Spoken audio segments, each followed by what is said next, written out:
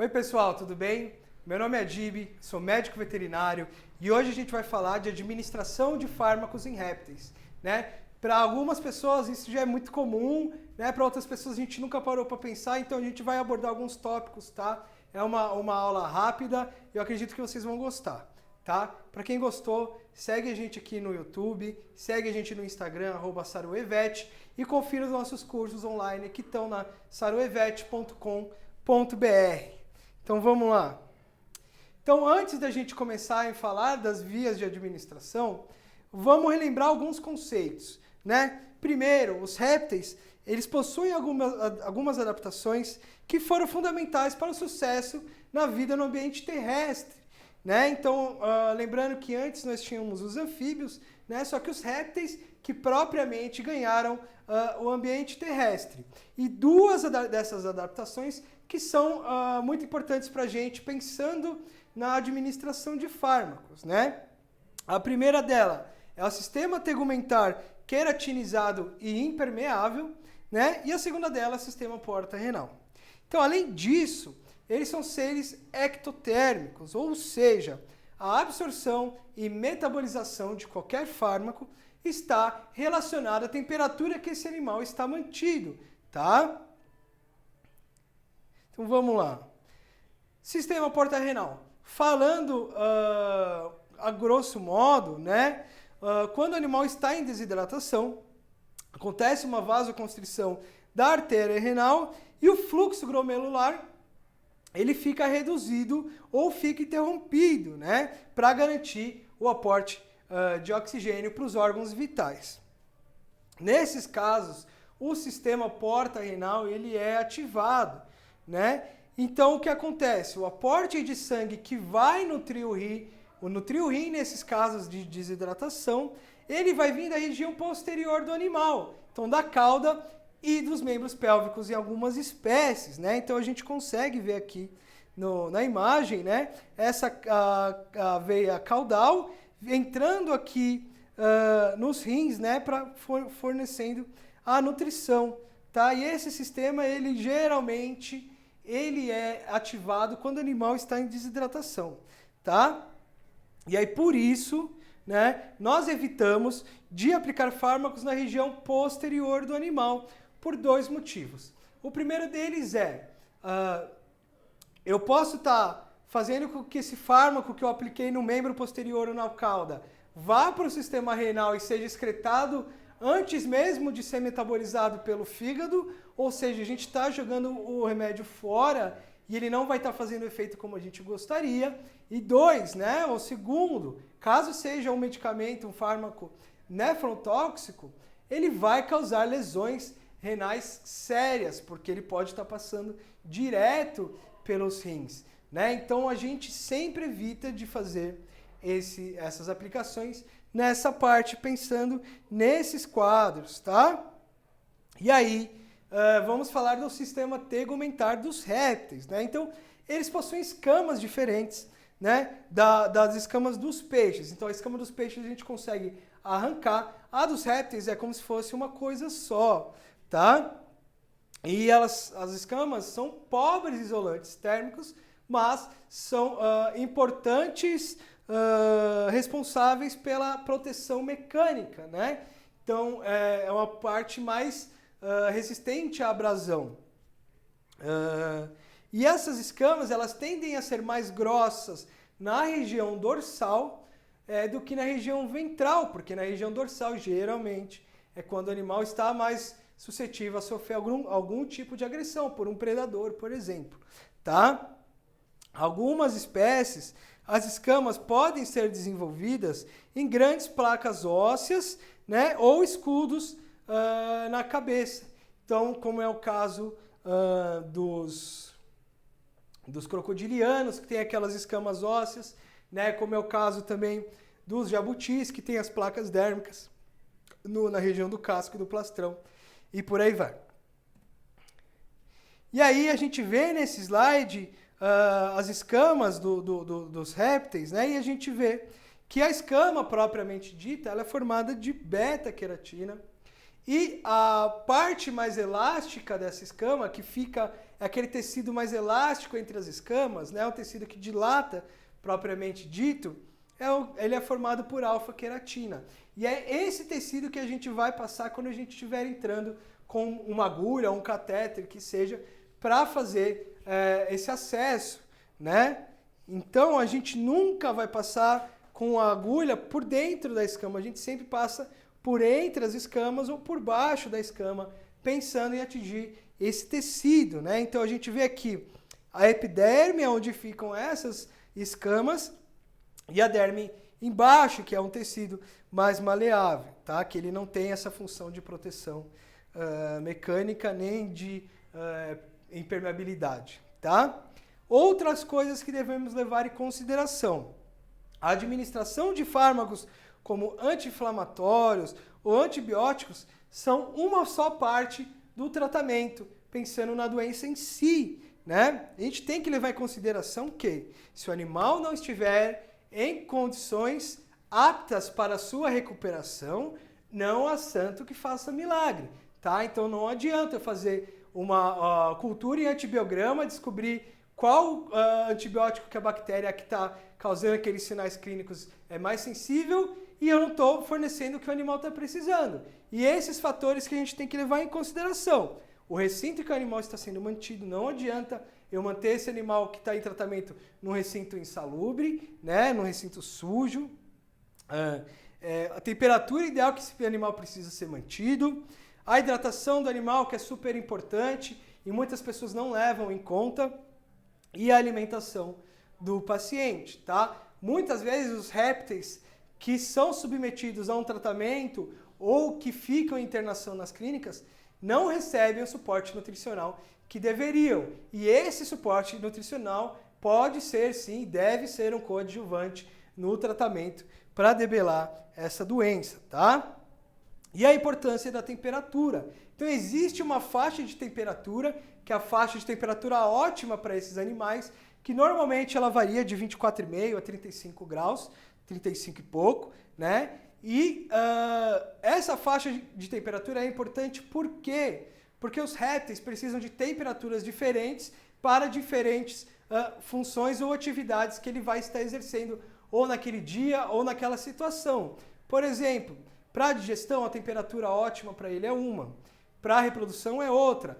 Para fortalecimento do sistema imune é outra. E por aí vai. Então, tudo isso tem que ser levado em consideração, tá? Lembrando, os répteis são mais sensíveis a grandes temperaturas, ou seja, eles podem morrer muito fácil de hipertermia do que de hipotermia. Então, se eu esquecer um animal no templo, obviamente que a gente não vai fazer isso, mas se eu esquecer esse animal no tempo e tiver frio, no outro dia eu tenho certeza que ele vai estar vivo. Agora, se eu esquecer esse animal por 20 minutos numa caixa num dia de sol, esse animal vai virar óbito, tá? Então a gente tem que sempre tomar cuidado, pensar na temperatura.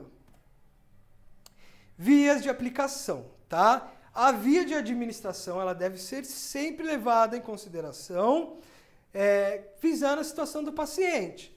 Por exemplo, em animais hipotérmicos, eu sei que esse animal está fazendo vasoconstrição periférica. Então não adianta eu fazer medicação subcutânea, porque eu sei que vai demorar para esse fármaco ser absorvido, né? Esse animal não vai metabolizar esse fármaco como deveria, e aí a gente vai demorar mais para conseguir realizar o tratamento e muitas vezes a gente acaba não conseguindo realizá-lo. Então, a gente tem que levar em consideração e pensar numa outra via. Um outro exemplo é pensar numa administração de um analgésico via oral, porque a gente sabe que a via oral nos répteis ela não é tão interessante para fármacos que a gente precisa que façam um efeito mais rápido. Por quê? Porque o metabolismo deles é mais lento. Então, a dor, eu quero resolver aquilo o mais rápido possível. Então, eu vou buscar outra via. Então, eu vou buscar uma via intravenosa, vou buscar uma via intramuscular, vou manter esse animal aquecido para aumentar esse metabolismo, acelerar esse metabolismo, para conseguir fazer com que esse fármaco faça efeito mais rápido, né? Então, a gente está vendo aí que não só a via é importante, mas que o animal esteja apto para metabolizar esse fármaco. Então, a temperatura é fundamental. Então, vamos falar das vias, né? A primeira delas é a via oral. É uma via que causa poucos danos, né? Ela é a via anatômica, como a gente gosta de dizer, né? E quando que eu vou pensar na via oral? Eu vou pensar na hidratação, quando o animal não tem uma desidratação severa, não tem uma desidratação crônica, eu posso hidratar esse animal via oral, tá? Lembrando que hidratação via oral é diferente de reposição volêmica. Reposição volêmica sempre vai ser intravenosa ou, em alguns casos, dá para pensar em intraósseo, tá? Quando que eu vou usar? Na hidratação desse animal, via enteral, quando eu fizer a aplicação de vermífugos, tá? Então, vermífugos é interessante, probióticos ou mesmo alimentação de um paciente, né? Então, a gente vai realizar como essa administração via oral? Por sonda esofágica. Então, eu posso usar aquelas sondas, dependendo do tamanho do paciente, ou aquelas sondas uretrais, por exemplo, que aí eu corto, né, e consigo usar no paciente, ou o que eu prefiro usar, que é essas sondas metálicas que o pessoal usa muito para aves. Tem umas que são retas, que o pessoal usa para répteis. Então, ela é uma sonda metálica com a ponta em formato de balão. Ou seja, ela não lesiona o epitélio, né, a luz do esôfago. E aí, como coadjuvante, eu uso esse espéculo oral, aqui o famoso abre-bicos, que a gente está vendo aqui na imagem, né? E aí, a gente, com o auxílio desse abre-bico, a gente mantém a boca do animal aberta e entra com a sonda, e aí administra o fármaco, o alimento, ou a fluido, ou o que for. Já em caso de testudinos, né, como os jabutis, é muito chato, e às vezes a gente nem consegue ficar abrindo a boca do bicho todo dia para medicar ou para alimentar, o que for. E aí, em casos que o animal precisa de uma alimentação enteral e por aí vai, nós fazemos a esofagostomia. Ou seja, nós passamos uma sonda pela lateral do pescoço, dentro do esôfago, direto pro estômago, passando o cardio e a ponta dessa sonda direto no estômago e fixamos no casco. Né? Por quê? Porque aí fica mais fácil. Todo dia eu pego e medico pela ponta da sonda. A gente consegue ver aqui na imagem, ó, vou passar o mouse aqui para vocês. Então aqui a gente está vendo o esôfago do animal na lateral do pescoço, né, a sonda entrando. E aqui a gente vê ela fixa no casco com a ponta com tampa, com a tampa fechada. Então aí normalmente a gente abre, aplica a medicação ou a alimentação que for, passa um pouco de água por ali para limpar a sonda e fecha. E beleza, o bicho fica tranquilamente com isso daí por um tempão, tá? Esse procedimento é muito comum em gatos, tá? Via subcutânea. A via subcutânea é uma via muito interessante, fácil da gente utilizar, né? Então, quando que vai utilizar essa via, né? Pensando em hidratação, tá? Não em volumes muito grandes, tá? Para fármacos diversos, ou mesmo para aplicação de microchips, o que é muito comum em animais de plantel de mantenedouro, de plantéis comerciais, ou mesmo para um animal que dá entrada nos setas, ele é microchipado via subcutânea, tá? Como que é realizado? Então, ou com uma seringa e agulha, ou com uma seringa e um scalp, né? Então, é um animal grande, eu vou fazer um volume aí, por exemplo, com uma seringa de 50 ml. Então, eu prendo o scalp no subcutâneo do animal e vou aplicando com a seringa, tá? Vai muito bem. Ou o aplicador de microchip. Onde, né? Nos testudines. Então, a prega de pele entre o pescoço e o membro anterior. Então, essa parte aqui ela é interessante nos testudinos para a gente fazer a aplicação subcutânea. Então, a gente puxa o membro para o lado, empurra a cabeça para dentro, né? E aí a gente tem um espaço aqui. Então, a gente entra com o bisel, passou o bisel, a gente está subcutâneo e faz a aplicação ali. Beleza. Em lagartos, na região dorsal anterior, né? Então, aqui no começo do corpo, na região dorsal, a gente vem com a agulha em 45 graus e por entre as escamas e consegue aplicar o fármaco ou o fluido, tá? Nas serpentes, eu posso fazer na região dorsal, pensando numa medicação. Agora, se for fluido, eu posso fazer na lateral. As serpentes, elas têm uma prega mais solta na lateral do corpo, e aí quando eu aplico o fluido nessa região, além de não doer, porque eu estou expandindo a região do subcutâneo, né? Quando eu dilato a região do subcutâneo, isso causa um pouco de dor. Esse fluido acaba espalhando pelo corpo, então ajuda na absorção dessa fluido, tá? Observações. Algumas medicações podem causar necrose quando aplicadas via subcutânea. Enrofloxacina, tá? Isso é muito comum de acontecer com enro. Já aconteceu comigo, tá? Então foi fazer uma aplicação intramuscular e o bicho se mexeu na hora, acabou indo um pouco para o subcutâneo e causou uma necrose, tá? Quando a gente fala de um animal, de um réptil, que os donos de répteis são meio chatos pensando na coloração, no padrão e etc., essa lesão, essa necrose, pode arruinar, pensando assim, o valor desse paciente, né? Então, e você vai ter um tutor, um dono muito chateado com você e você pode acabar perdendo o cliente por causa disso. Então, consulte o formulário para ver se tem esse problema, né? E no caso dessas medicações, tenha sempre o dobro de cuidado quando você for utilizar. Via intramuscular, né? Quando que eu vou utilizar? Eu vou utilizar geralmente em fármacos diversos em geral, a gente consulta o formulário para ver se eu posso aplicar intramuscular ou subcutâneo, tá? Na onde que eu faço? Ou eu faço no membro anterior das serpentes, no primeiro terço das serpentes, ou no membro anterior dos lagartos e dos testudines. Então aqui na foto a gente vê um testudino com a pata esticada e a pessoa fazendo a aplicação no membro, tá? Só a gente vê aqui na imagem do lado, né, como a agulha tem que fazer quando ela é intramuscular. Então a gente normalmente entra 45 graus por trás da escama, vira 90 graus e aí sim entra na musculatura e faz aplicação em 90 graus na musculatura, tá? O que é interessante de fazer em serpentes, tá? Normalmente na região do primeiro terço do animal eu dobro o animal assim, né? E aí a musculatura aqui em cima ela vai estar mais rígida, porque ela vai estar esticada. Só que a musculatura da curva menor vai estar mais relaxada. E aí eu entro com a agulha nessa região, né? Porque eu vou ter uma musculatura proporcionalmente maior, né? Além de doer menos no paciente. Então essa é uma dica que eu aprendi aí e funciona muito bem. Tá? Via intracelomática, uma via que eu gosto demais, né? A princípio ela assusta, por quê? Os répteis nós sabemos que são animais celomados, eles têm a cavidade celomática. Não tem a divisória de diafragma, né? Não tem o diafragma dividindo a região abdominal da região torácica. É tudo uma coisa só. Só que ali é uma via extremamente vascularizada que recebe muito bem grandes volumes de fluido, né? E algumas vezes até medicações. Então, é legal de usar para alguns fármacos misturado com a fluido.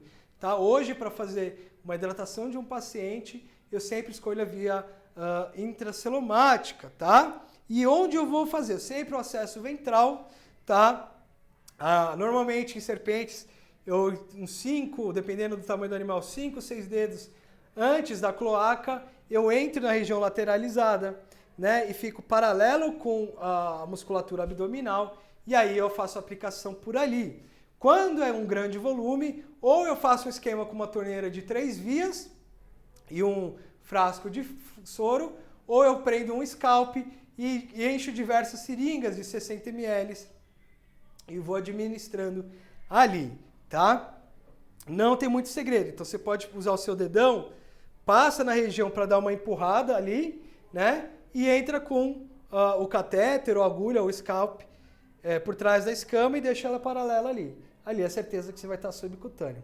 Em jabutis, eu pego o animal aqui e deixo ele de lado, tá? E aí todo o peso dos órgãos dele vai descer para baixo, então essa região vai ficar mais livre. E aí eu puxo a pata traseira para trás e naquele flanco ali eu entro com a agulha bem 90 graus, né? E aí eu consigo administrar fluido intracelomática por essa região, tá? A via intravenosa. A via intravenosa já é uma via um pouco mais chata de ser acessada, porque, diferente da maioria dos animais, como os cães e gatos e aves, a gente não consegue ver muitas vezes porque as escamas acabam cobrindo, né? Então, quando que a gente vai usar via intravenosa? A gente vai usar para hidratação, e aí sim, reposição volêmica, né? Para fármacos vasoativos, quando a gente pensa, né, nas emergências, né? Ou pensa em choque, por aí vai, tá? E onde eu vou pegar esses acessos, né? Então, nós temos aqui jugular, principalmente nos testudíneos e alguns lagartos a gente consegue acessar legal. Na veia caudal ventral, né? Então, na base da cauda, essa veia que a gente usa para colher sangue, a gente pode tentar inserir um catéter ali e conseguir acesso, normalmente vai bem. Nessa veia, a mesma veia, só que no acesso lateral, que também é interessante. E na cefálica, tá? E aí tem que ter um conhecimento, uma experiência um pouco maior em anatomia desses animais, mas também dá para deixar o acesso ali, tá? Tudo é questão de treino e prática. Via intraóssea, quando que eu vou usar via intraóssea? Muitas vezes vocês vão falar, Dib, mas não dói? Dói. Mas só sente dor quem está vivo, né? Então, eu prefiro que o animal sinta a dor e aí eu trate essa dor do que eu ficar 2 horas tentando pegar um acesso num animal que está fazendo uma vasoconstrição periférica, que está hipotenso, que está em emergência, está com choque hipovolêmico e conseguir um acesso intraósseo, porque eu vou conseguir fazer isso, né? Então, que geralmente eu pego o acesso intraósseo quando é emergência e vai muito bem, tá? Já salvei animais assim dessa forma. O acesso intraósseo dói, mas eu consigo trabalhar a dor depois. Importante eu conseguir manter esse animal vivo, tá? É um acesso super necessário que deve sim ser explorado pelos médicos veterinários. Muita gente não faz porque tem medo, né? E eu recomendo que vocês façam cursos ou treinem quando o animal vira óbito, infelizmente, mas que aproveitem a oportunidade para treinar esse acesso, porque muitas vezes é ele que vai fazer a diferença entre a vida e a morte, tá? E onde que eu vou pegar o acesso intraósseo? No húmero, na tíbia ou no fêmur. Lembrando que no fêmur eu vou distal proximal, tá? Porque eu não consigo acessar por aqui. Mas na tíbia é o lugar que eu gosto mais, tá?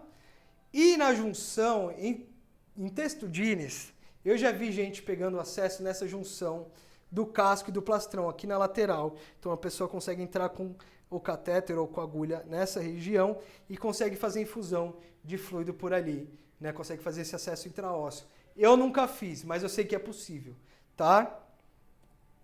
E via aérea, né? Que é a via por nebulização ou a via por anestesia, tá? Então, eu vou utilizar isso em duas situações, né? A primeira delas, na anestesia propriamente dita, ou quando o animal tem um quadro respiratório, uma pneumonia e por aí vai, tá? Quando que eu vou utilizar, né? Ou, aliás, como eu vou utilizar? Eu utilizo usando uma sonda traqueal, então eu faço uma medicação pré-anestésica nesse animal que vai ser anestesiado, entro com uma sonda dentro da traqueia e ventilo o animal por ali, ou eu faço uma câmara ou de oxigênio, em algum caso, né? Ou uma câmara de nebulização com fármaco. Então eu posso pegar um nebulizador, coloco, por exemplo, um antibiótico, misturo com soro e faço a nebulização em câmara nesses animais. Lembrando, né, que esses animais fazem apneia, tá? Então sempre essa nebulização tem que ser em um tempo mais longo, né? Então de 20 a 30 minutos por nebulização é interessante, tá? Considerações finais. O conhecimento básico de fisiologia, de anatomia e de farmacologia é fundamental para o sucesso no tratamento clínico. Então não adianta, vocês podem ficar chateados, mas não tem como fugir dessas matérias da faculdade. Então estudem sempre, prestem atenção e mesmo depois de formados, continuem se atualizando, estudando isso, porque essa faz a diferença entre um bom veterinário e um veterinário ruim, tá? Conhecer a espécie com que você está lidando, né? É primordial para garantir a melhor e mais rápida recuperação desse paciente, tá? E aí, o que eu sempre digo é: trate o seu paciente como você gostaria de ser tratado, né? Ninguém merece sentir dor, tá? Independente de tudo, hoje a dor nos répteis é algo que gera muitas discussões, mas que a gente sabe quando um animal está com dor, a gente consegue saber quando esses fármacos analgésicos estão fazendo efeito e nunca negligencie a dor, tá? Sempre pense num protocolo analgésico para esses pacientes, tá bom? E é isso aí. Eu agradeço a todos vocês que ficaram até agora. É um prazer enorme estar aqui estreando o novo estúdio da Saruê. E fiquem ligados que em breve no nosso site terá muitas novidades. Tchau, pessoal. Muito obrigado pela atenção.